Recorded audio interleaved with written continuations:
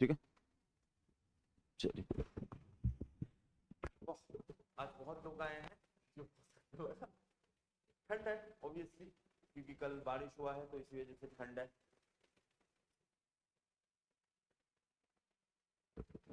Ma'am इधर खाने लगे, पीछे जाके बैठ कर खाने लगे सामने।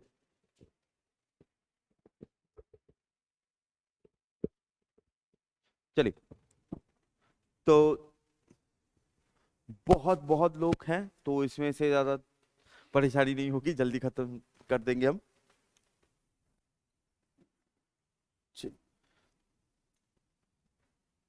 आज बारिश भी हुई है तो इसी वजह से थोड़ा सा ठंडा भी है, प्लस सैटरडे भी है ना।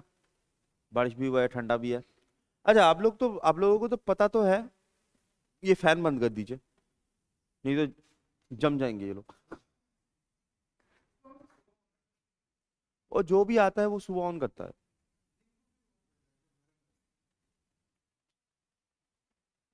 ये लोग कूल है ना, इसी वजह से।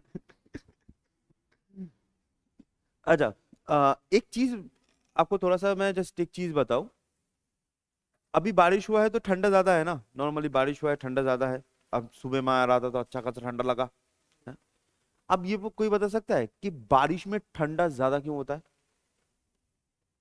ये आप लोगों को पता है कि बारिश जब होगी तो ठंडा ज्यादा होगा, ये सबको पता है।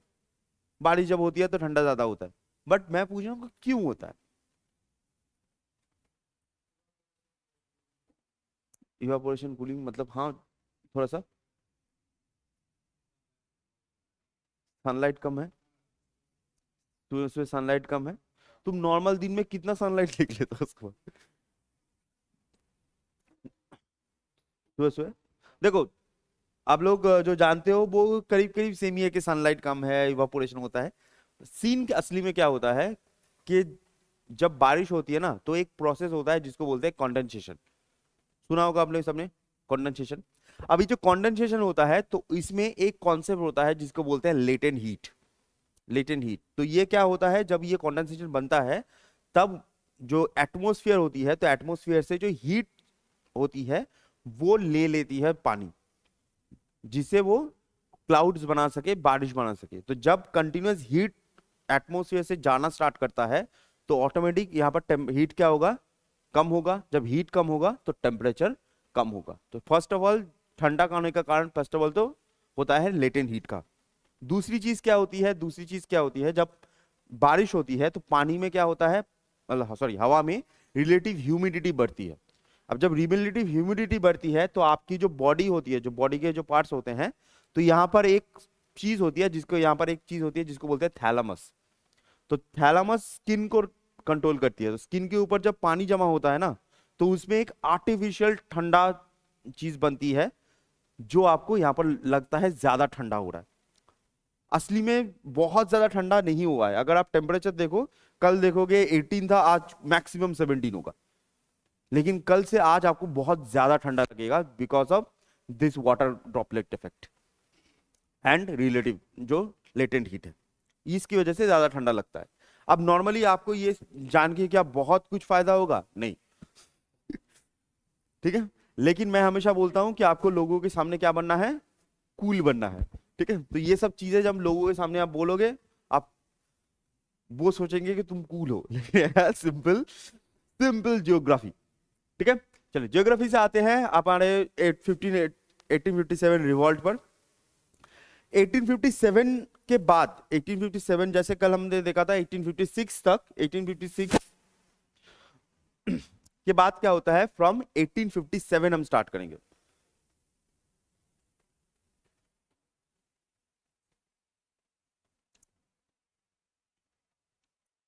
ठीक है, 1857 रिवॉल्ट। अब आप लोगों ने सबने तो 1857 रिवॉल्ट तो सुना ही हुआ है ऑब्वियसली। 1857 रिवॉल्ट तो सुना ही हुआ है। क्या हुआ भाई, नींद आ रहा है? आय है, सुबह सुबह सुबह बारिश का मौसम, आय है, क्या नींद, नींद वाला टाइम से तुमको उठा के लेके आया। ठीक है, चलिए। तो 1857 रिवॉल्ट का सीन क्या होता है, 1857 जब रिवॉल्ट की बात होती है तो नॉर्मली यहाँ पर बहुत सारे रीजंस दिए जाते हैं कि डिस्क्रिमिनेशन बहुत ज्यादा हो रहा था। डिस्क्रिमिनेशन को छोड़कर जो पैथेटिक लाइफ थी, नॉर्मली आपको कितना चीजें याद रखनी है, तो सबसे पहला आप ऐसे याद रखिएगा, डिस्क्रिमिनेशन। डिस्क्रिमिनेशन डिस्क्रिमिनेशन किसके अगेंस्ट? जो सोल्जर्स के अगेंस्ट थी। नॉर्मली 1857 किस कौन करता है? ये सोल्जर्स ही करते हैं, नॉर्मली सोल्जर्स ही करते हैं, तो डिस्क्रिमिनेशन होता था। दूसरी चीज डॉक्ट्रिन ऑफ लैप्स, ये भी बहुत बड़ा कारण था, डॉक्ट्रिन ऑफ लैप्स। अभी हम थोड़ा सा जब देखेंगे तब हम देखेंगे जितने भी लीडर्स आए हैं, यहाँ पर डॉक्ट्रिन ऑफ मतलब इसमें पार्टिसिपेट करने, सब लीडर्स का जमीन चला गया है डॉक्ट्रिन ऑफ लैप्स में। वो जो लीडर्स आए हैं ना, वो अपनी खुशी से, देश ऐसा कुछ भी नहीं था, अपनी जमीन बचानी है तो इसलिए वो लड़ने आए थे। सब आए हैं, बताता हूं, अपनी जमीन बचाने आए हैं और कुछ नहीं। और थर्ड जो सबसे मेन इंपॉर्टेंट कारण था वो था एनफील्ड राइफल का, एनफील्ड राइफल केस। ठीक है, एनफील्ड राइफल। तो एक एक करके आते हैं। तो ये रीजंस क्या है? फर्स्ट तो होता है डिस्क्रिमिनेशन। जो इंडियन सोल्जर्स थे उनके साथ बहुत ज्यादा डिस्क्रिमिनेशन होता था, उनको खाना खराब मिलता था, ब्रिटिश सोल्जर को खाना अच्छा मिलता था। कोई भी इंडियन सोल्जर कभी भी ऑफिसर नहीं बन सकता था, हमेशा ऑफिसर बनेगा ब्रिटिश सोल्जर। लेकिन यहां पर जो झमेला है ना, यहां पर झमेला ये नहीं है कि सोल्जर्स के साथ इतना ज्यादा डिस्क्रिमिनेशन होता था। सोल्जर्स में झमेला ये था कि पहले के टाइम में जब ब्रिटिशर्स एक चीज बहुत अच्छे से समझ गए थे कि हमारे इंडिया में डिवीजन बहुत ज्यादा है, कास्ट डिवीजन। बहुत सारे लोग बोलते हैं कि पहले से ही कास्ट डिवीजन होता है, हमारे इतने जो कास्ट हैं या फिर ट्राइब्स हैं। ये कास्ट एंड ट्राइब्स की बात ना 1901 में आई है, उससे पहले कास्ट या ट्राइब नहीं हुआ करती थी उतना। एक पर्सन होंगे हेनरी रिस्ले, जब 1900 पढ़ाऊंगा तो बताऊंगा। हेनरी रिस्ले 1901 में वो जब सेंसस लेके आते हैं तब यहां पर वो कास्ट को मेंशन करना स्टार्ट करते हैं। आज 6000 से ऊपर सब कास्ट होते हैं, लेकिन उस समय कास्ट उतना ज्यादा बोला नहीं जाता था, उस समय सिर्फ ऊंची जाति नीची जाति चलती थी बस। अब सीन क्या है, ब्रिटिशर्स को ये समझ में आ गया कि ऊंची जाति नीची जाति का केस है। अब जो ब्राह्मण्स हैं या फिर जमींदार हैं वो तो ब्रिटिशर्स को हेल्प नहीं करने वाले, तो वो क्या करते हैं, वो डेलिबरेटली जो नीची जाति हैं जिनको बहुत ज्यादा से ऑपरेशन किया गया है उनको ले लेते हैं अपने ग्रुप में। अपने ग्रुप में मींस उनको दे देते हैं नौकरी। अब क्या होता है कि जो सोल्जर्स है, सोल्जर्स में मैक्सिमम आप देखोगे नीची जाति के, जो उस समय की जो नीची जाति हैं उनके सोल्जर्स आते हैं। अब पहले पहले ब्राह्मण्स उनको सपोर्ट नहीं कर रहे थे, तो जितने हो सके नीची जाति कंटिन्यूअस आता रहता है। और जो नीची जाति का जो ऑफिसर पर्सन है वो प्रमोशन मिलके ऊपर तो जाएगा ना, प्रमोशन मिलके ऊपर जाता है। और 1830s के बाद से जो ब्राह्मण्स हैं या फिर आप बोल सकते हो जो क्षत्रियस हैं वो आते हैं ब्रिटिश आर्मी में। अब जब ब्रिटिश आर्मी में आएगा वो तो स्टार्टिंग करेगा कि नीचे से, और उससे पहले जो छोटी जाति के कास्ट के लोग हैं वो ऑलरेडी ऊपर प्रमोशन में ऊपर जा चुके हैं। तो इसमें क्या होता है, जो ब्राह्मण और जो ऊपर वाला पोर्शन होता है उनके बीच रिफ्ट होना स्टार्ट होता है कि हम ब्राह्मण होके इनके ऑर्डर नीचे में काम करेंगे, नॉर्मल टाइम पे हम इनको भाव नहीं देते हैं और यहां पर हम नीची जाति में काम करेंगे क्या। लेकिन ब्रिटिशर्स में एक चीज बहुत बढ़िया था, ब्रिटिशर्स में एक सिस्टम बहुत अच्छा था कि वहां पर कास्ट सिस्टम माना नहीं जाता था। आप कौन से जाति से हो, कौन से यहां से हो, डजंट मैटर, आप हो यही बड़ी बात है। और यही चीज जो होती है ना, यही चीज जैसे 1814 में एक बैटल होता है that is known as Anglo Nepal war. तो नेपाल का बहुत सारा हिस्सा वो ले लेते हैं और नेपाल के जो वहां के जो जाति है उनको भी वो अपने ग्रुप में शामिल कर लेते हैं, अपने आर्मी में शामिल कर लेते हैं, जिनको कहा जाता है गोरखा। ठीक है, तो आहिस्ता आहिस्ता क्या होता है, ऐसे जो लोग होते हैं वो कंटिन्यूअस आना स्टार्ट करते हैं। गोरखा नाम सुना है? सबसे फियर्स्ट इन्फेंट्री होती है। हमारे जो पहले चीफ ऑफ डिफेंस स्टाफ थे जिनका नाम होता है करियप्पा। ठीक है, करियप्पा। तो करियप्पा का एक बहुत बढ़िया कोट है गोरखा को लेकर, कभी सुना है? सुना होगा। अगर कोई इंसान बोलता है कि वो मौत से डरता नहीं है, या तो वो झूठ बोल रहा है या तो वो गोरखा है। सुना होगा आपने, अगर सुना है तो ये वाला जो चीज होता है वो कंटिन्यूअस आते रहते हैं। और वो जो सोल्जर्स है ना, दे आर लॉयली फियर्स। ठीक है, या फियर्सली लॉयल, उल्टा बोल दिया मैंने, फियर्सली लॉयल थे। तो जितने भी चीजें हुई हैं वो उन्होंने ही किया है, फियर्सली लॉयल थे, तो उनको डिस्क्रिमिनेशन से उतना प्रॉब्लम नहीं होता था। लेकिन जो ब्राह्मण्स थे उनको डिस्क्रिमिनेशन से होना स्टार्ट हुआ प्रॉब्लम, पहला चीज। दूसरी चीज होती है डॉक्ट्रिन ऑफ लैप्स। तो बहुत सारे जो लीडर्स हैं, सब मैं बताऊंगा, लीडर्स के जमीन जायदाद सब चली गई, ठीक है, डॉक्ट्रिन ऑफ लैप्स में चले गए। उसके बाद आता है लास्ट वन, सबसे जो मेन आता है, that is known as Enfield rifle. Enfield rifle क्या होता है? आप लोगों ने रॉयल एनफील्ड नाम सुना है? रॉयल एनफील्ड सुना है ना? वो कंपनी और ये कंपनी, एनफील्ड राइफल की कंपनी सेम नहीं है। सेम नहीं है। ये जो कंपनी है ये होती है रॉयल लाइट इन्फेंट्री, ठीक है, रॉयल लाइट इन्फेंट्री। तो ये जो एनफील्ड राइफल होती है, तो उसमें राइफल का केस क्या होता था, पहले यूज किया जाता था मैचलॉक राइफल। मैचलॉक राइफल क्या होता है, अगर आपने कभी कोरियन ड्रामा देखा है या फिर पुराने फिल्में देखे हैं तो देखिएगा, एक ऐसे राइफल होगा, उसके अंदर ऐसे बारूद पोर करेगा, एक ऐसे करके ऐसे उसको अच्छे से लगाता है और पीछे से आग लगाता है, उसके बाद बुलेट जाता है। That is known as matchlock rifle, पीछे से आग लगाना पड़ेगा। अब सीन क्या है, ये जो मैचलॉक राइफल होता था, तो मैचलॉक राइफल में क्या है, गोलियां जब चलाओ तो जब बारूद निकलता था ना, गन पाउडर निकलता था, तो उसके अंदर का बैरल बहुत सुखा देता था। तो इसलिए 5 राउंड 4 राउंड फायर करने के बाद वो बंद हो जाता था, उसको फिर से ठीक करना पड़ता था। इसी प्रॉब्लम को सॉल्व करने के लिए आया एनफील्ड राइफल। एनफील्ड राइफल क्या है कि उसका जो बुलेट है, तो बुलेट को एक केसिंग में रखा जाता था एनिमल फैट से, क्योंकि ब्रिटिश एरिया में घी तो मिलता नहीं है, तो एनिमल फैट से कोटिंग में रखा जाता था। तो क्या होता था, जब आपको बुलेट लगाना है तो इस एनिमल फैट को आपको काटना पड़ेगा, बुलेट को आप लोड करो, गोली चलाओ, जब बुलेट निकलेगा तो उसके बॉडी में जो केसिंग में जो फैट लगा होता था वो बैरल को स्मूथ करते हुए जाता था, जिससे आप बहुत टाइम तक गोली चला सकते हो, बहुत टाइम तक। अब ये प्रॉब्लम यही है कि जो जो फैट है वो फैट बीफ और पोर्क फैट है। अब उस समय क्या है, इस समय तो आज देखते ही हो कि धर्म को लेकर इतना ज्यादा झमेला है, लेकिन उस समय और ज्यादा झमेला था।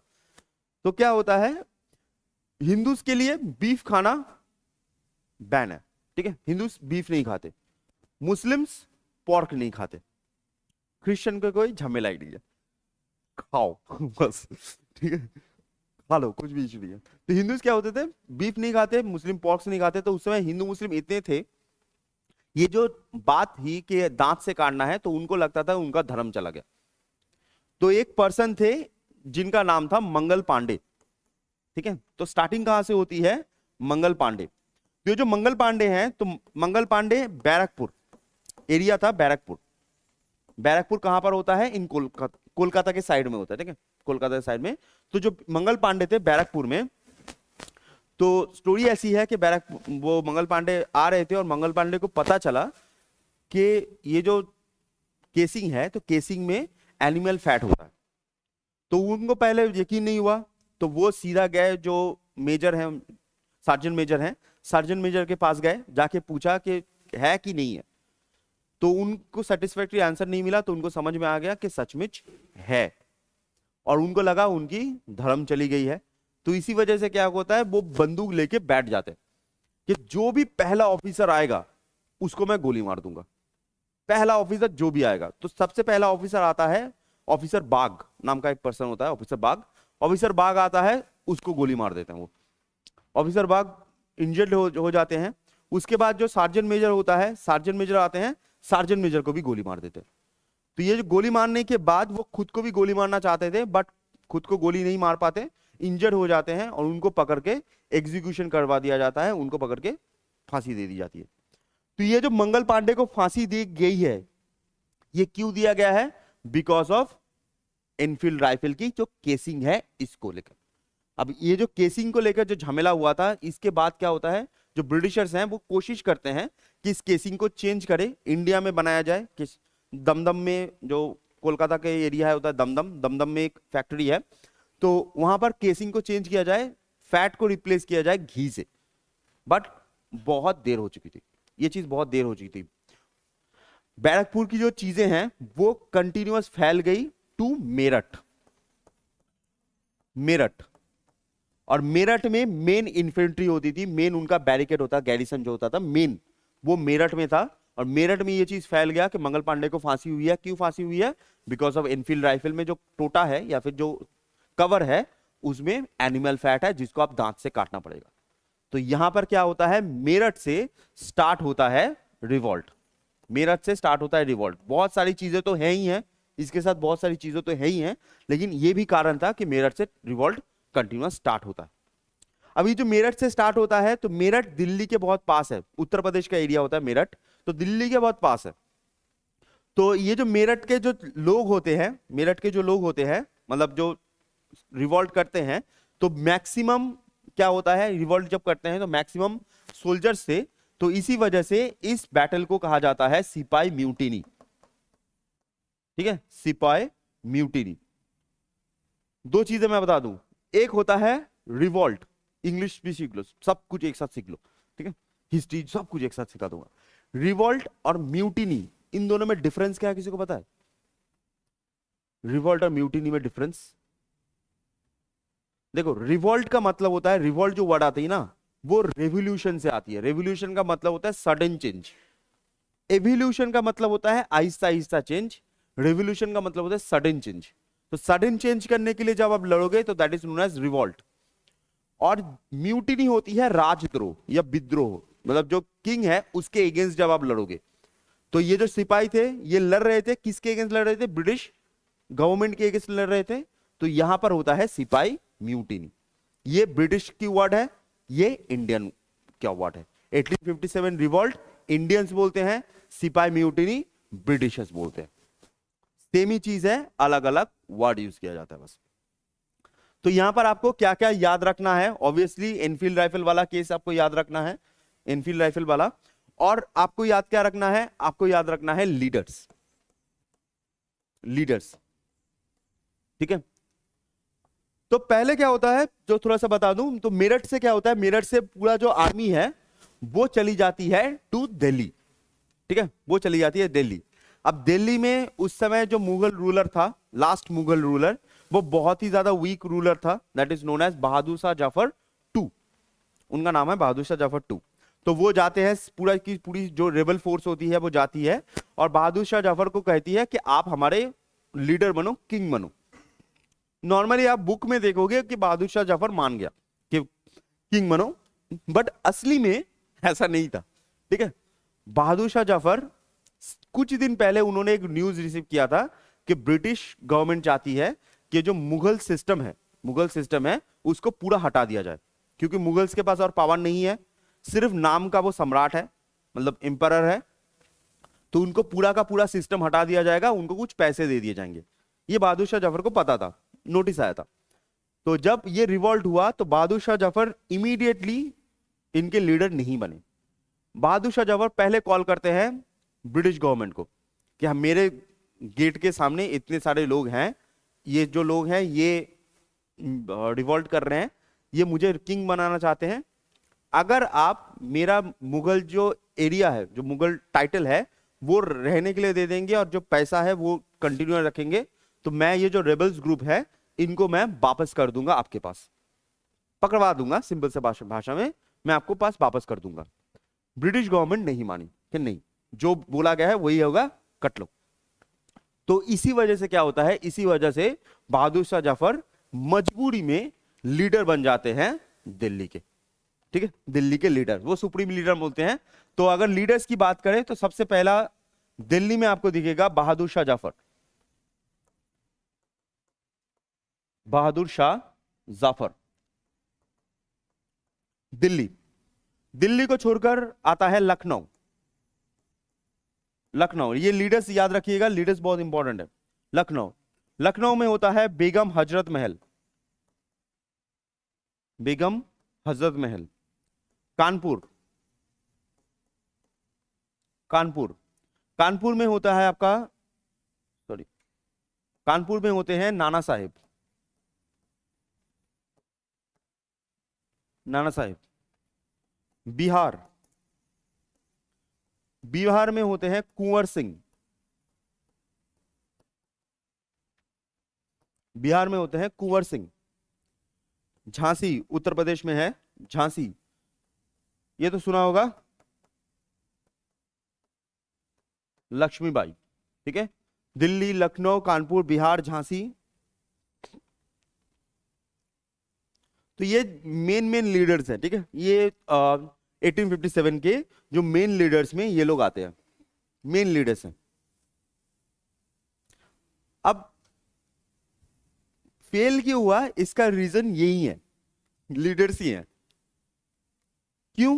अब नॉर्मली हमको बचपन से पढ़ाया गया है कि 1857 रिवॉल्ट हुआ है, इंडिया का फर्स्ट इंडिपेंडेंस वॉर था, इंडिपेंडेंस के लिए। ऐसा कुछ नहीं है, मिथ को थोड़ा सा तोड़ देते हैं, ऐसा कुछ नहीं है। बहादुर शाह जफर किंग क्यों बना? क्योंकि उसका मुगल टाइटल जाने वाला था। लखनऊ, बेगम हजरत महल, ये कौन थी? ये वाजिद अली शाह की पत्नी थी। कल मैंने बताया था Wajid Ali Shah doctor of labs में मैड एडमिनिस्ट्रेशन की वजह से उनका चला गया, तो उनको चाहिए थी अपनी जमीन, बेगम हजरत महल। नाना साहेब कानपुर में, कानपुर वही डॉक्टर ऑफ लैब्स की वजह से चला गया था, लीगल हेयर, नाना साहब खुद के बेटे नहीं थे, तो इनकी जमीन चली गई। कुंवर सिंह की मैल एडमिनिस्ट्रेशन की वजह से जमीन चली गई। इनकी उम्र थी 70 ईयर्स, 70 साल में ये लड़ने आए थे। तुमको लगता है 70 साल में इंसान लड़ने आएगा देश के लिए? ये 1947 नहीं है। लक्ष्मीबाई, इनकी जमीन चली गई थी ड्यू टू लीगल हेयर। तो जितने भी लीडर्स है ना, वो लीडर्स सिर्फ आए थे अपनी जमीन बचाने, इंडिया का कोई भावना इधर नहीं था, इंडिया एज ए होल कुछ भी ऐसा नहीं था इधर। तो ये जो लोग हैं वो आए, ऑब्वियसली आए। तो यहां पर क्या होता है, यहां पर जो पोर्शन है बहादुर शाह जफर, अब क्या बोलूं, कभी कभी ऐसा स्टोरी में ना हंसी भी आती है। बहादुर शाह जफर जो थे वो बहुत बहुत एज में जाके किंग बने थे, ठीक है, 60 के आसपास जाके वो किंग बने थे। तो बहादुर शाह जफर एकदम लास्ट टाइम पे, ये जब बात हो रही है ये 1857 रिवॉल्ट, ये उनकी उम्र होगी 71 के आसपास, ओके। तो वो कुछ दिन पहले ही, 71 से कुछ दिन पहले ही एक लास्ट शादी करते हैं, ठीक है, लास्ट शादी करते हैं। जो फीमेल थी, उनका नाम मुझे याद नहीं है, जो फीमेल थी उनका उम्र था 18 जैसा होगा। बहादुर शाह है 71, फीमेल थी 18। तो बहादुर शाह जफर के एक बेटा होता है, ठीक है, एक बेटा होता है, जो लास्ट फीमेल है, लास्ट क्वीन है, उनसे एक बेटा होता है। अब प्रॉब्लम यही है कि बहादुर शाह जफर का इससे पहले ऑलरेडी 14 बेटे हैं।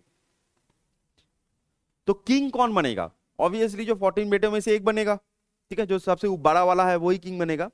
लेकिन जो लास्ट क्वीन थी, एकदम जो लास्ट क्वीन थी, वो क्वीन क्या चाहती थी कि उनका जो 6 महीने का बेटा है वो बने किंग। अब बनने का कोई नॉर्मल उपाय तो है नहीं, तो इसी वजह से क्या होता है, बहादुर शाह जफर रेड फोर्ट में थे, तो रेड फोर्ट पूरा घिरा हुआ है, रेड फोर्ट में हम घुस नहीं सकते उतनी आसानी से। तो जो उनकी बीवी थी, जो लास्ट बीवी थी, तो वो ब्रिटिशर्स के साथ बात करती हैं, कॉलिन कैम्पबेल के साथ बात करती हैं कि मैं पीछे वाला दरवाजा खोल दूंगी, आप अंदर घुस जाना, बहादुर शाह जफर को पकड़ लेना, सबको पकड़ लेना, और मेरा जो बेटा है, जो 6 महीने का बेटा है, उसको नया मुगल किंग आप घोषणा करके चले जाना। मां का प्यार, ठीक है, मां का प्यार, तो उन्होंने बोल दिया कि घोषणा करके चले जाना। ब्रिटिशर्स भी मान गए, कैम्पबेल भी मान गया कि चलो ठीक है कोई बात नहीं। तो वो क्या करती हैं, जब बैटल चलता है तब पीछे के दरवाजा इनकी जो लास्ट बीवी थी 18 साल की, उन्होंने खोल दिया था। आर्मी घुसी, सबको पकड़ लिया, प्लान एकदम सही जा रहा था। लास्ट वाला जो पोर्शन है कि मेरे बेटे को किंग बना देना, ऐसा कुछ भी नहीं हुआ, पूरा का पूरा मुगल सिस्टम ही उन्होंने बैन कर दिया, ठीक है, मुगल सिस्टम ही उन्होंने खत्म कर दिया, कोई सिस्टम ही नहीं रखा उन्होंने, पूरा मुगल सिस्टम खत्म। तो ये एक बुक होती है द व्हाइट मुगल्स, कभी पढ़िएगा, तो उसमें ये बहुत अच्छे से मेंशन किया गया है। नेक्स्ट सिस्टम आता है कानपुर, नेक्स्ट आता है कानपुर। अब ये जो रेबल्स ग्रुप होते थे ना, ये कंटिन्यूअस नाना साहब के जो ग्रुप है, जो नाना साहब के जो ग्रुप है, वो कानपुर में एक मैसेकर होता है, ठीक है, कानपुर में एक बहुत बड़ा मैसेकर होता है। रेबल ग्रुप, एक पर्सन थे, नाम याद रखने की जरूरत नहीं है, उनका नाम होता है व्हीलर, ठीक है, कैप्टन व्हीलर। तो व्हीलर अपने जितने भी लोग हैं, क्योंकि रेबल्स बहुत ज्यादा हैं, अपने जितने भी लोग हैं वो छुपे हुए थे। अब छुपे हुए थे तो नाना साहब क्या होते हैं, नाना साहब के साथ ब्रिटिश की ठीक ठाक बनती थी। तो नाना साहब ने कहा एक काम करिए, आपको हम जाने देंगे, कोई बात नहीं, आप बिना हथियार के आइए और पूरा का पूरा आप चले जाइए। इलाहाबाद से होके गंगा के घाट से निकल के अब चले जाइए। तो क्या होता है, तो नाना साहब पैसेज दे देते हैं, लेकिन नाना साहब की जो सेना थी, जो रेबल ग्रुप सेना थी, उनको ये सब पता नहीं था। तो व्हीलर अपनी जो पूरी की पूरी जो सेना है, उनके बीवी बच्चे सबको लेके आते हैं, और जब आते हैं घाट पर, तो नाना साहब की जो सेना है वहां पर जितने भी लोग हैं, जितने भी ब्रिटिश की सेना है, सबको मार दिया जाता है। ठीक है, इसको बोलते हैं साबरमती घाट मैसेकर। तो साबरमती घाट में क्या होता है, ये सबको मार देते हैं, कानपुर में सबको मार देते हैं, और जो फीमेल्स बची हुई थी, बच्चे और फीमेल्स हैं 200 के आसपास, उनको कैप्चर कर लिया जाता है, बंदी बना लिया जाता है। अब ये उन्होंने सोचा था कि बंदी बना के क्या करेंगे, इनको एज अ रैंसम यूज करेंगे, कि आप कानपुर छोड़ दो, ठीक है, कानपुर छोड़ दो और हम एज ए रैंसम यूज करेंगे। तो उन्होंने बंदी बना के रखा था, एक जगह था जिसका नाम था बीबी का घर। ठीक है, बीबी का घर। तो ये जो मतलब हाउस ऑफ क्वींस, तो बीबी का घर में उन्होंने जितने भी बच्चे थे, फीमेल्स थी, उनको रख दिया। अब क्या होता है कि कानपुर में 2 पर्सन घुसते हैं, एक का नाम होता है हेनरी हैवलॉक, एक का नाम होता है आउटरम। ठीक है, हेनरी हैवलॉक एंड आउटरम, ये दोनों ही ऑब्वियसली ब्रिटिश के ऑफिसर थे। तो ये दोनों घुसते हैं और सर्च करते हैं। सर्च करते करते क्या होता है, जब सर्च करते हैं तो नाना साहब के ये जो लोग हैं, ये डिस्परेशन में आकर जितने भी फीमेल्स बच्चे हैं सबको मार देते हैं।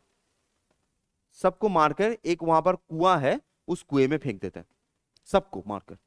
ठीक है, सिर्फ ब्रिटिश ने मारा है ऐसा नहीं है, इंडियंस ने भी मारा है, ब्रिटिश ने और भी बुरी तरह से मारा है, वो अलग बात है। तो यहां पर जब नाना साहब के जो ग्रुप फेंक देते हैं, तो यहां पर होता है बीबी का घर मैसेकर। तो जब वो आते हैं, आते आते देखते हैं कि यहाँ पर जो कुएं हैं, कुएं में हड्डियां पड़ी हुई हैं, तो वो एक वॉर क्राई निकालते हैं, that is known as remember, remember Kanpur. वो कानपुर को कानपुर नहीं बोल पाते, कानपुर बोलते थे। ठीक है, तो यहां पर मैसेकर होता है रिमेंबर कानपुर। ये जो वॉर क्राई होती है, ये वॉर क्राई से यहां से स्टार्ट होती है, कानपुर से यहां से स्टार्ट होती है ब्लडी बैटल।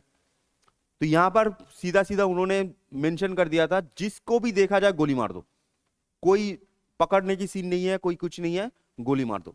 तो यहां पर क्या होता है, नाना साहब के जितने भी लोग हैं सबको गोली मार दिया जाता है। मतलब यहां से होता है ब्लडी बैटल स्टार्ट। बहुत ज्यादा ये मतलब ब्रूटैलिटी से मारते हैं, और ये जो ब्रूटैलिटी होती है, यही ईस्ट इंडिया कंपनी को चेंज कर देती है टू ब्रिटिश क्राउन, यही ब्रूटैलिटी। तो ये कानपुर में सबको धुआं कर देते हैं। उसके बाद आते हैं लखनऊ पे। ठीक है, लखनऊ पे, लखनऊ में भी बहुत दिनों तक ये होल्ड चल रहा था रेबल्स का। बट क्या होता है, जो आउटरम है वो भी लखनऊ में आते हैं, ठीक है, हैवलॉक भी लखनऊ में आते हैं, बट कोई जीत नहीं पा रहा था। इसके बाद आता है कॉलिन कैम्बेल। कॉलिन कैम्बेल आता है और लखनऊ में जितने भी रेबल्स हैं सबको मार दिया जाता है। कभी आप अगर इतनी ब्रूटैलिटी थी, इतनी ब्रूटैलिटी हुई थी इस समय, लखनऊ का जो बैटल होता है वो उसको कहा जाता था ब्लडीएस्ट बैटल इन 1857। इतनी ब्रूटैलिटी हुई थी कि लखनऊ का जो मेन, लखनऊ जो महल है, महल का मतलब होता है जो पैलेस है ना, पैलेस के सामने आज भी आप फोटो में देख सकते हो, पैलेस के सामने जो लड़ाई हुई, सबको गोली मार दिया गया, और पैलेस के सामने ऐसे डाल के रखा है, किसी को उठाने की हिम्मत नहीं थी कि बॉडी को उठाए। 1 महीने तक ऐसे डाल के रखा हुआ है। कभी आप फोटो देखिएगा, आप देखिएगा पैलेस के सामने हड्डियां, स्कल ऐसे पड़ी हुई हैं, ऐसे फैला हुआ है। 1 महीने तक उन्होंने उठाया नहीं कि गिद्ध आके खा के चले जाएंगे, 1 महीने तक उठाया नहीं। तो ये जो बैटल होता है लखनऊ में, कानपुर में, तो इससे क्या होता है, इससे जो ईस्ट इंडिया कंपनी है वो अपनी ब्रूटैलिटी दिखाती है। और ब्रूटैलिटी के दिखाने के बाद ईस्ट इंडिया कंपनी क्या होता है, इस ईस्ट इंडिया कंपनी को चेंज कर दिया जाता है, ईस्ट इंडिया कंपनी को चेंज कर दिया जाता है to British crown. British crown, East India company को बहुत दिनों से ही चेंज करने की बात चल रही थी, ऑब्वियसली बात चल रही थी, बट यहां पर 1858 में एक चीज होती है जिसको बोलते हैं क्वींस प्रोक्लेमेशन। क्वींस प्रोक्लेमेशन, ये जो क्वींस प्रोक्लेमेशन होता है, तो यहां पर क्या होता है, यहां पर कहा जाता है कि इंडिया अब पूरा का पूरा ब्रिटिश एम्पायर के अंडर है, कोई ईस्ट इंडिया कंपनी इधर नहीं रहेगी। तो ईस्ट इंडिया कंपनी जो होती है वो हो जाती है खत्म 1857 रिवॉल्ट के बाद। ईस्ट इंडिया कंपनी खत्म हो जाती है। 1858 में आता है क्वींस प्रोक्लेमेशन एंड हम डायरेक्टली ब्रिटिश क्राउन के अंडर आ जाते हैं। ठीक है, डायरेक्टली हम आते हैं ब्रिटिश क्राउन के अंडर। यहां से इसलिए हम बोलते हैं कि पहले 100 ईयर्स, 200 साल ब्रिटिशर्स ने राज किया था, बट पहले 100 ईयर्स हमको पता ही नहीं था हम गुलाम हैं। 1857 में हमको पता चला कि नहीं, हम गुलाम हैं, हम हमारे ऊपर ब्रिटिश क्राउन है। तो इतना ब्रूटैलिटी हुआ, इतना लड़ाई झगड़ा हुआ। देखो ब्रिटिशर्स ऐसे अच्छे तो थे नहीं, ठीक है, ब्रिटिशर्स अच्छे तो थे नहीं। ईस्ट इंडिया, फिर भी ब्रिटिशर्स ने थोड़ा सा, ये जो ब्रिटिश क्राउन आएगा तो ये थोड़ा सा रह रुक के चलता था। लेकिन इससे पहले जो ईस्ट इंडिया कंपनी था, इन्होंने बहुत बहुत ब्रूटैलिटी मचाया है, बहुत ज्यादा। ठीक है, तो यहां पर क्वींस प्रोक्लेमेशन आता है। अच्छा, इस समय क्वीन कौन था, कोई बता सकता है? क्वींस प्रोक्लेमेशन ऑब्वियसली क्वीन ही देगी। कौन क्वीन था जी? तो इस समय क्वीन थे क्वीन विक्टोरिया।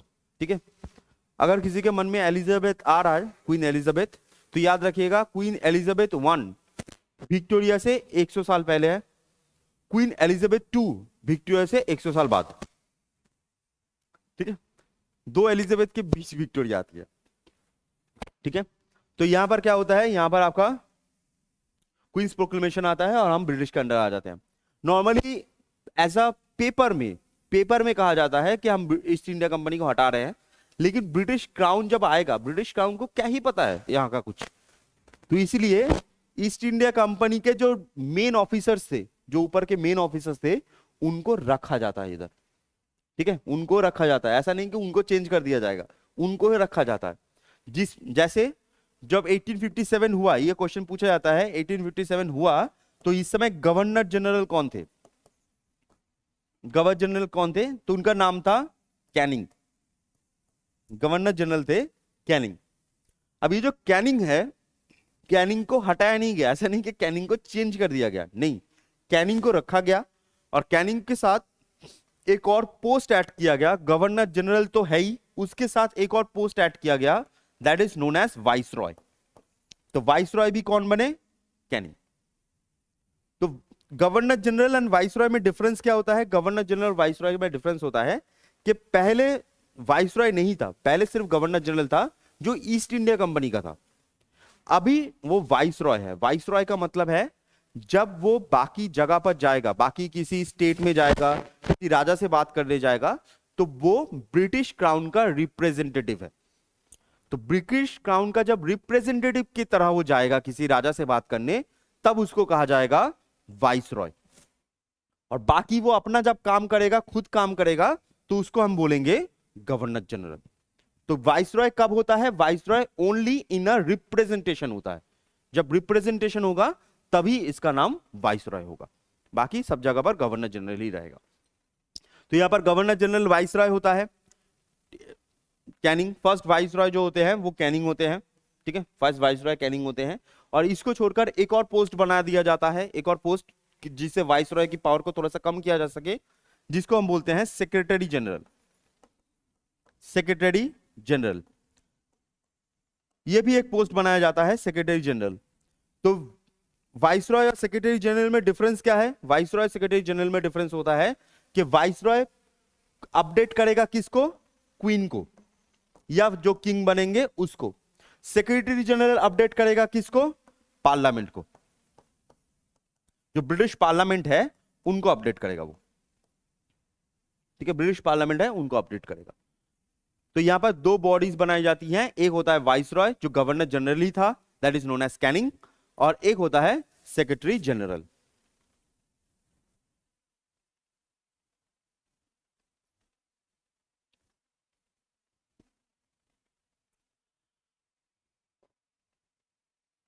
लिख लीजिए उसके बाद।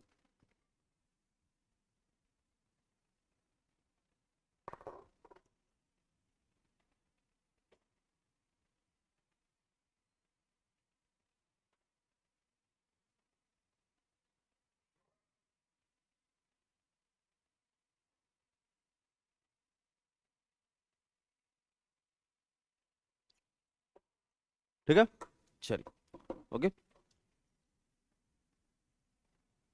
तो ये होता है 1857 का रिवॉल्ट। इसके बाद नेक्स्ट जो चीज आता है 1857 रिवॉल्ट के, जो मेन चीज आप लोगों को पढ़नी होती है, तो 1857 के बाद जो मेन चीज आपको पढ़नी होती है वो होती है फॉर्मेशन ऑफ कांग्रेस। ठीक है, फॉर्मेशन ऑफ कांग्रेस। तो ये जो आप कांग्रेस सुनते हो, आईएनसी, इंडियन नेशनल कांग्रेस, और आज का जो कांग्रेस है, जो राहुल गांधी वाला कांग्रेस है, ठीक है, दोनों सेम है, यहां पर दोनों सेम है। ठीक है, दोनों कांग्रेस सेम है। चलो, अच्छा, नेक्स्ट आता है आपका फॉर्मेशन ऑफ द कांग्रेस।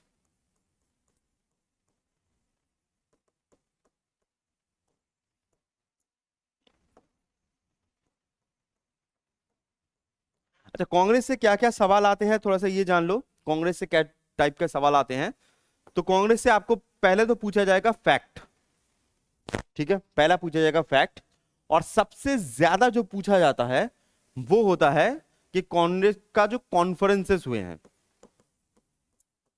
ठीक है, कांग्रेस का जो कॉन्फ्रेंस हुआ है, और कॉन्फ्रेंस को छोड़कर कांग्रेस के कॉन्फ्रेंस के जो प्रेसिडेंट थे, इन तीन पार्ट से सबसे ज्यादा क्वेश्चन पूछा जाता है कांग्रेस में। ये तीन पार्ट आपको याद रखना है, फैक्ट, कॉन्फ्रेंस एंड प्रेसिडेंट। ये जो तीन फैक्ट चीजें हैं, आपको ये तीन चीजें याद रखनी है।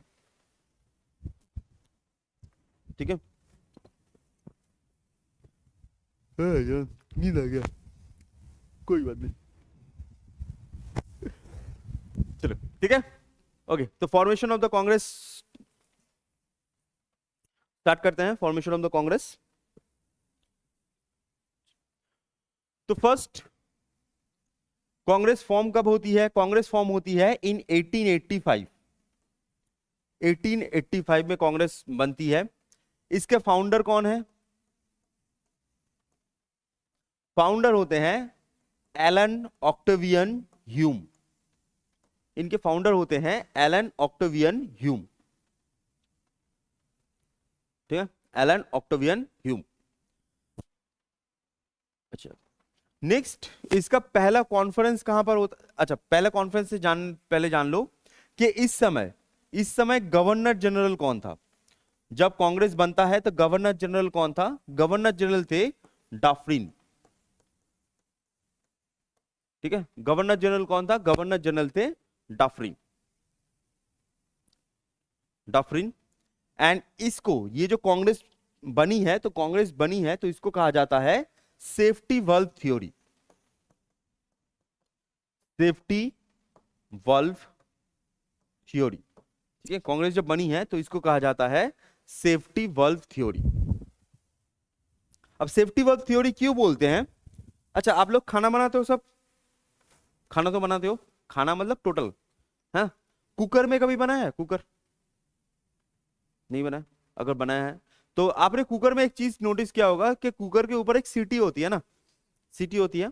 जब कुकर के अंदर गैस बहुत ज्यादा होता है तब वो सीटी लिफ्ट होती है, गैस निकल जाता है, फिर से बंद हो जाता है ना? वो जो सीटी होती है, हम तो सीटी बोलते हैं, लेकिन असली में उसका जो नाम होता है that is known as safety valve. वो थ्योरी होती है ये। तो ब्रिटिशर्स ने सोचा कि एक काम करते हैं, क्योंकि एलन ऑक्टेवियन ह्यूम कौन है? एलन ऑक्टेवियन ह्यूम एक रिटायर्ड ब्रिटिश एडमिनिस्ट्रेटर है, इंडियन नहीं है। ऐसा मत सोचो कि इंडियंस ने बनाया था, नहीं, इंडियन थे उनके साथ ऑब्वियसली, बट दिमाग इनका ही था। एलन ऑक्टेवियन ह्यूम एक ब्रिटिश एडमिनिस्ट्रेटर थे जो रिटायर्ड थे। तो उन्होंने एक चीज नोटिस कर लिया था कि इंडियंस जो हैं वो अपना गुस्सा निकालना चाहते हैं, क्योंकि इतना सारा झमेला चल रहा है, गुस्सा तो निकालना है। तो गुस्सा निकालेंगे कहां पर? तो अगर सीधा सीधा ब्रिटिश के ऊपर वो गुस्सा निकाल दे तो फिर से एक 1857 रिवॉल्ट हो जाएगा, जिसमें ब्रिटिश के बहुत नुकसान हुआ था, फिर से एक रिवॉल्ट होगा। तो इसी वजह से क्या होता है, इसी वजह से वो दिमाग लगाते हैं कि ब्रिटिश और जो नॉर्मल पर्सन है उनके बीच एक बॉडी बिठा देते हैं। गुस्सा क्या होगा? पूरा का पूरा बॉडी के ऊपर आएगा, बॉडी हमें बोलेगी। अब हम माने या ना माने डजंट मैटर, हम मानेंगे नहीं, कोई बात नहीं, इनका जो मार पड़ेगी ये बॉडी को पड़ेगी। तो ये से हम बोलते हैं सेफ्टी वल्व। जब बहुत ज्यादा गैस होगा, gas INC, Indian national Congress से गैस निकलेगा, हमारे ऊपर नहीं आएगा। ये होता है सेफ्टी वल्व थ्योरी। ये जो सेफ्टी वाल्व थ्योरी है ये बहुत अच्छा काम भी उन्होंने किया ऑब्वियसली, कि जो सेफ्टी वाल्व थ्योरी है ये एलन ऑक्टोविन ह्यूम बनाते हैं और लास्ट में ये जो कुकर है ये कुकर ही फट जाता है। ठीक है, 1907 के बाद, 1907 में एक्सट्रीमिस्ट एंड मॉडरेट्स अलग हो जाते हैं, कुकर ही फट जाता है। ठीक है, तो यहां पर एक सेफ्टी वाल्व थ्योरी लेके आते हैं। ठीक है, कांग्रेस। अच्छा, अब यहां पर आपको क्या क्या चीजें याद रखनी है। अब नॉर्मली आपको रखना है कॉन्फ्रेंस से जुड़ा हुआ चीज। ठीक है, अच्छा मैं कुकर कुकर बार बार बोल रहा हूं, एक चीज बताइए तो। ठीक है, नॉर्मली पानी जो होती है, नॉर्मली पानी उबलती है कौन से टेम्परेचर में? बॉइलिंग 100। बढ़िया। कुकर में कितने में उबलती है? उससे कम में। जैसे मान लो आसान भाषा में समझाते हैं, पानी अगर आपको कुछ उबालना है तो पानी को उबलना चाहिए। पानी उबलती है 100 में, तो ये जो उबालने का सिनेरियो होता है वो, कोई भी आलू ही उबालते हो तो आलू उबालते हो आप 100 डिग्री में, उससे ज्यादा तो आलू उबल नहीं सकता है ना। 100 डिग्री में आलू उबालते हो, लेकिन कुकर में आप देखिएगा जल्दी पक जाता है। कुकर में आप टक करके बन जाएगा। तो कुकर में कितने डिग्री में आलू उबलता है? हुँ?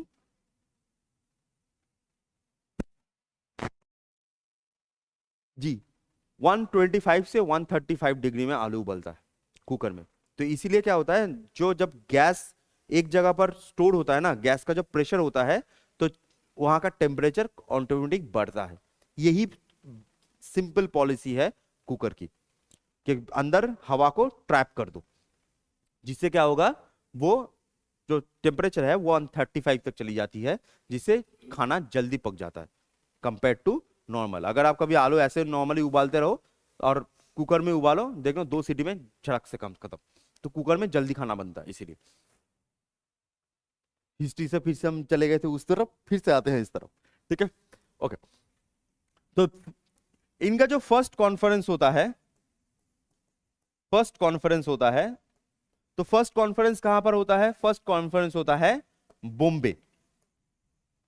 ठीक है, फर्स्ट कॉन्फ्रेंस होता है बॉम्बे। नॉर्मली होने कब वाला था? होने वाला था पुणे में, बट पुणे में प्लेग हो गया। ठीक है, प्लेग हो गया, तो इसी वजह से बॉम्बे में किया गया इन 1885। तो फर्स्ट कॉन्फ्रेंस बॉम्बे में हुआ 1885। इसके प्रेसिडेंट कौन थे? तो इनके प्रेसिडेंट थे WC बैनर्जी, उमेश चंद्र बैनर्जी। इनके प्रेसिडेंट कौन थे? उमेश चंद्र बैनर्जी। ठीक है, उमेश चंद्र बैनर्जी। जब भी बैनर्जी आएगा तो आपको 3-4 बैनर्जी याद रखने हैं बस। ठीक है, 3-4 बैनर्जी। इंदस जो मोहनजोदड़ो साइट है उसको किसने डिस्कवर किया था? वो एक बैनर्जी है। इंदस वैली सिविलाइजेशन में जो मोहनजोदड़ो साइट है उसको डिस्कवर किया गया था 1922 में। वो कौन से बैनर्जी है? राखाल दास बैनर्जी, RD बैनर्जी। ठीक है, नेक्स्ट 1875 फर्स्ट प्रेसिडेंट बनते हैं उमेश चंद्र बैनर्जी। बंगाल की अभी की जो CM है ममता बनर्जी।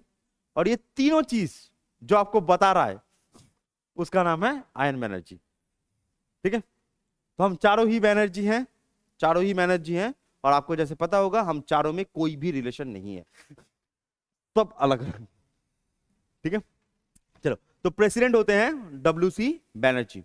अब कुछ प्रेसिडेंट से आपको कुछ फैक्ट मैं बता देता हूं, जस्ट प्रेसिडेंट से कुछ फैक्ट याद रख लीजिएगा। ठीक है, अच्छा, प्रेसिडेंट का फर्स्ट तो WC बैनर्जी है। अगर आपसे पूछा जाए कि फर्स्ट पारसी प्रेसिडेंट कौन है? फर्स्ट पारसी प्रेसिडेंट होते हैं दादा भाई Naoroji.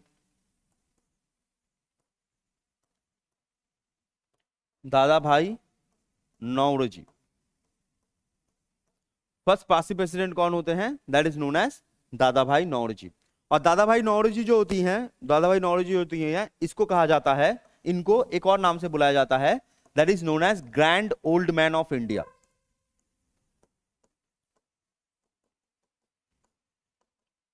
Grand old man of India, ठीक है, इनको कहा जाता है grand old man of India.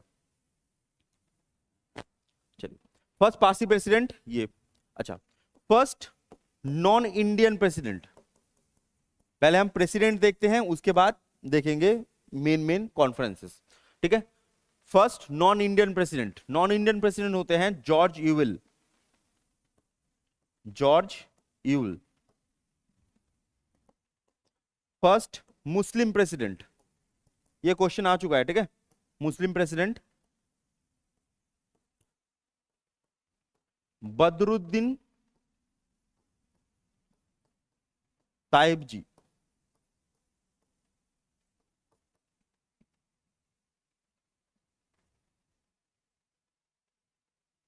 Badruddin ताइबजी।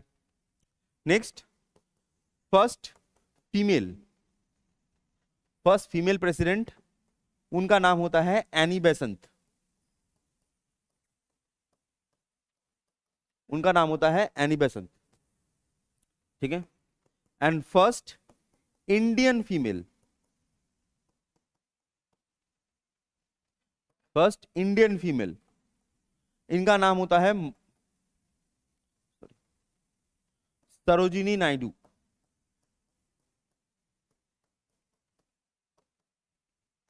First Indian female that is Sarojini Naidu.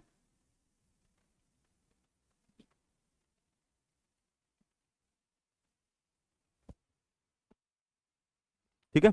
अच्छा, अब में से कोई बता सकता है कि सरोजिनी नायडू जो है, सरोजिनी नायडू जो है, उनका जो बर्थ एनिवर्सरी है, ठीक है, उनका जो बर्थ एनिवर्सरी है वो नेशनल वुमेन्स डे मनाया जाता है।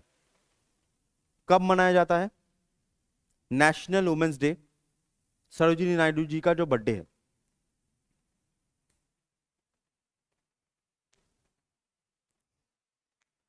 अच्छा, वुमेन्स डे कब मनाया जाता है? मार्च 8। कौन सा अक्टूबर? कौन सा फरवरी? 28 फरवरी, मार्च 8, मार्च 8 है ना। अच्छा, रिसेंटली इंटरनेशनल मैंस डे गया, कब होता है लोंडो बताओ? तुमको किसी ने विश नहीं किया होगा, पता है, मैं कर देता हूं जी, होता है, एकदम होता है। रिसेंटली गया, कब गया? एकदम भाई, बहुत बढ़िया, दैट इज 19 नवंबर। 19th, ये जो 19th नवंबर जो होता है वो इंटरनेशनल मैंस डे होता है, ठीक है, होता है। और हमारे साथ ही ट्रेजेडी भी है, ऑब्वियसली ट्रेजेडी भी हमारे साथ होती है कि इंटरनेशनल मैंस डे के दिन वर्ल्ड टॉयलेट डे भी है। चेंज करना चाहिए ऑब्वियसली। तो वुमेन्स डे होता है। ये सब क्वेश्चन जो है वो आ चुका है, इसलिए पूछ रहा हूं, ऐसा नहीं पूछ रहा मैं। नेशनल वुमेन्स डे कब होता है, पता है किसी को? सरोजिनी नायडू जी का बर्थडे है उस दिन। एनीवन? किसी को पता नहीं? बढ़िया। वैलेंटाइंस डे कब होता है? ये तो पता है ना, वैलेंटाइंस डे कब होता है? 14 फरवरी, बहुत बढ़िया। उससे ठीक एक दिन पहले, दैट इज 13 फरवरी। मैं तुमको वैलेंटाइंस डे पूछ नहीं रहा, मैं तुमको ये बता रहा हूं, ऐसे अगर जोड़ के याद रखोगे तो याद रखने में आसानी होती है। 13 फरवरी, ठीक है, नेशनल वुमेन्स डे होता है, सरोजिनी नायडू जी का बर्थडे। चलो, अब मेन मेन जो क्या कॉन्फ्रेंसेस हैं उसमें आते हैं। Main main conferences, main main conferences,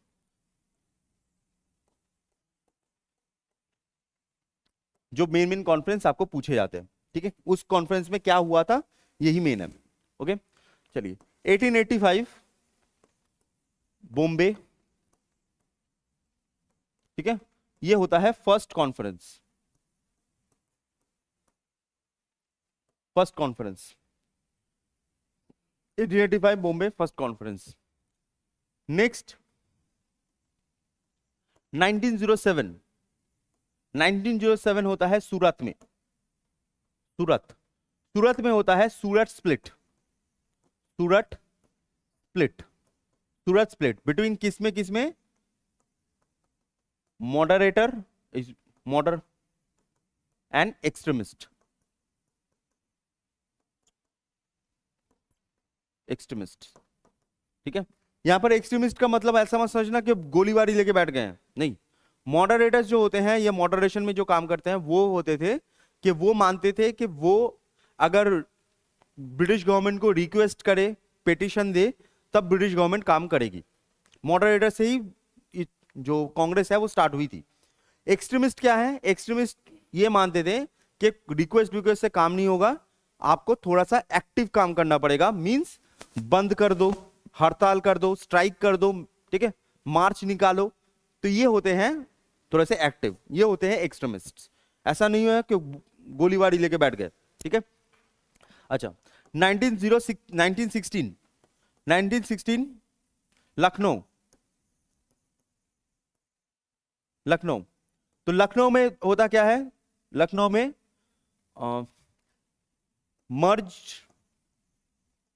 ठीक है, merge of INC, merge of INC and Lucknow pact, Lucknow pact with Muslim league.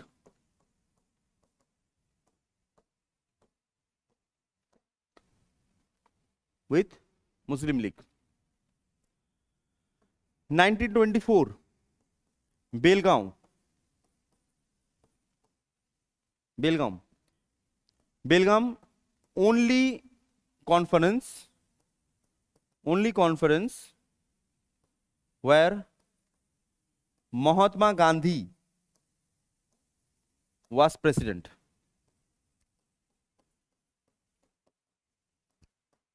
Was president.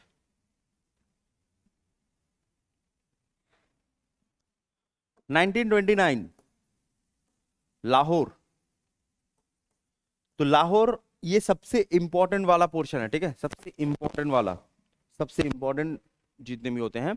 Lahore, यहां पर आता है पूर्ण स्वराज, पूर्ण स्वराज, कंप्लीट इंडिपेंडेंस, पूर्ण Swaraj and try colour. Try colour का मतलब होता है जो हमारा फ्लैग है, ट्राई कलर होस्टिंग, पूर्ण Swaraj and try colour hosting, ठीक है। नॉर्मली हमारे यहाँ पर 3 कलर्स होते हैं, आपको पता होगा, लेकिन ये जो ट्राई कलर की बात की जा रही है, उस समय ये जो आज के जो 3 कलर्स हैं वो 3 कलर्स नहीं थे, तो दूसरे 3 कलर्स थे, ठीक है। अच्छा, हमारे नेशनल फ्लैग को किसने डिजाइन किया था, किसी को पता है? हाँ, बहुत बढ़िया ma'am ji, that is known as Pingali Venkayya, बहुत बढ़िया, ठीक है। हमारे नेशनल फ्लैग को डिजाइन किया गया था पिंगली वेंकैया, ओके। और हमारा क्या बोलते हैं, इसी टाइम पे नेशनल सॉन्ग भी लिया गया। नेशनल सॉन्ग कौन सा है हमारा? वंदे मातरम, बहुत बढ़िया। किसने लिखा है?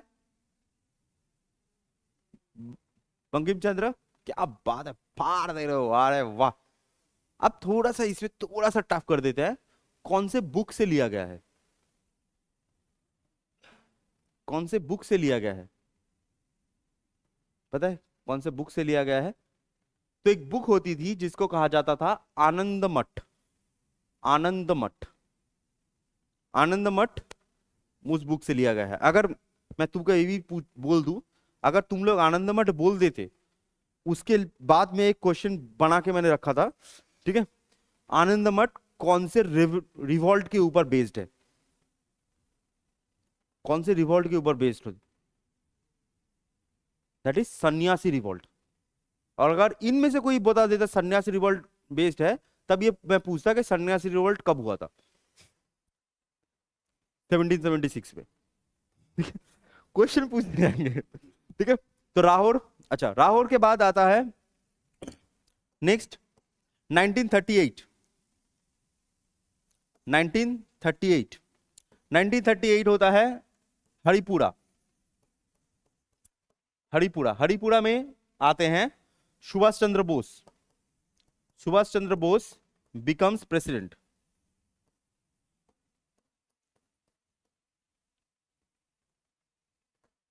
ठीक है, सुभाष चंद्र बोस बिकम प्रेसिडेंट।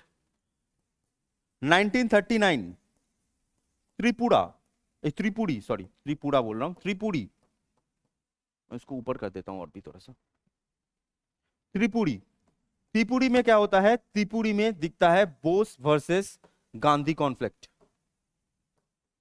ये कहा जाता है, लेकिन असली में सुभाष चंद्र जो बोस होते हैं, सुभाष चंद्र बोस जो होते हैं, वो बहुत ज्यादा सम्मान करते थे महात्मा गांधी को। ऐसा नहीं है कि दोनों में झगड़ा था।